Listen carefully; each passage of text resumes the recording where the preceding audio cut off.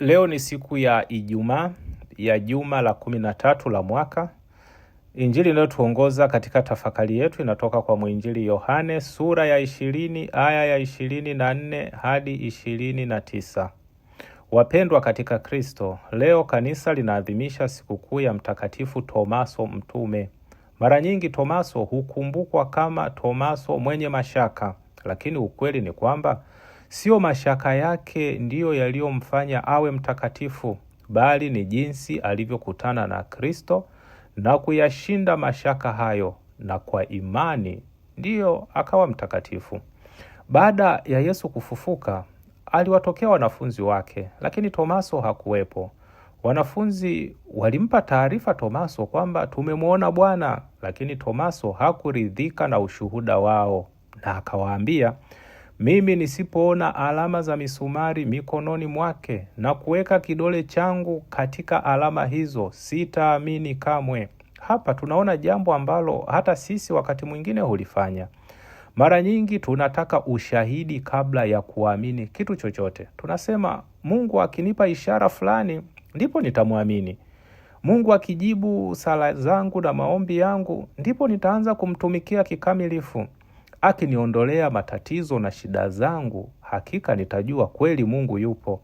Lakini Yesu anatufundisha kwamba imani haianzi kwa kuona, bali kwa kumwamini Mungu hata pale ambapo bado hatuoni chochote. Baada ya siku 8, Yesu alimjia Tomaso. Hakumkemea wala hakumfukuza kwa sababu ya mashaka yake. Badala yake alimkaribia kwa upendo na akamwambia, lete kidole chako hapa. Usiwe asiyeamini bali mwenye kuamini. Huu ni ujumbe wa faraja kwetu. Yesu haogopi watu wenye maswali, hawakimbii wale wanaopambana na mashaka. Anatujia katikati ya udhaifu wetu ili kutuinua na kutuimarisha.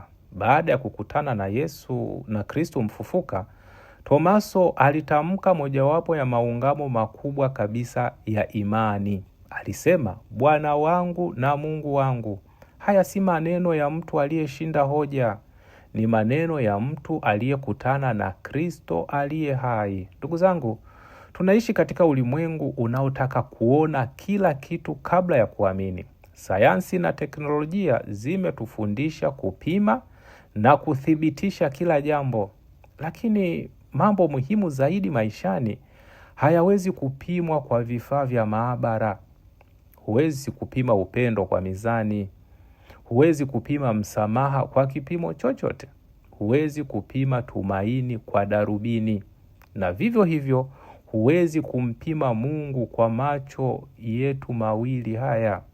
Leo watu wengi wanauliza, Mungu yuko wapi wakati mbona kuna vita? Mungu yuko wapi? Mbona ninataabika? Kwa nini sioni miujiza katika maisha yangu?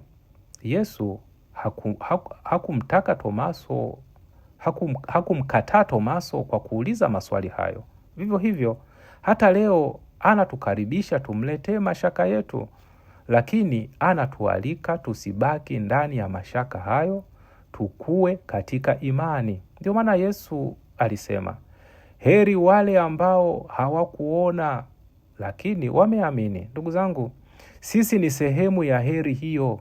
Hatukumuona Yesu akitembea Galilaya, hatukumuona msalabani akisulubiwa na akifa pale msalabani, hatukumuona akifufuka, lakini tunamuona kwa macho ya imani.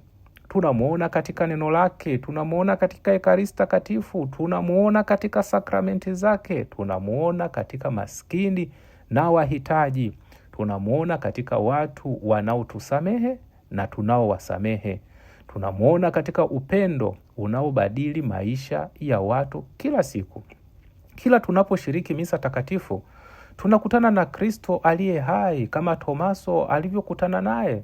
Tofauti ni kwamba Tomaso aliona kwa macho ya mwili, sisi tunamuona kwa macho ya imani. Cha kushangaza zaidi ni kwamba baada ya tukio hili, Tomaso hakubaki Yerusalemu. Aligeuka kuwa misionari jasiri. Mapokeo ya kanisa yanasema alifika mpaka India. akitangaza Injili na hatimaye akafa shahidi kwa ajili ya Kristo. Yule aliyekuwa na mashaka ndiye aliyekuwa shahidi mwenye ujasiri. Hivyo basi, usione mashaka yako kama mwisho wa safari. Ukiyaruhusu yakakupeleka kwa Yesu, yanaweza kuwa mwanzo wa imani iliyo imara zaidi. Leo Yesu anatuuliza kila mmoja wetu, je, unanisadiki hata usipoona muujiza wowote?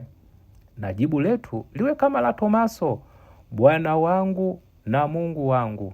Haya yawe si maneno ya midomoni tu, bali ya maisha yetu. Tumuonyeshe Kristo kwa upendo wetu, uaminifu wetu, huruma yetu na matumaini yetu, ili kupitia ushuhuda wetu wengine nao wamwamini Kristo mfufuka.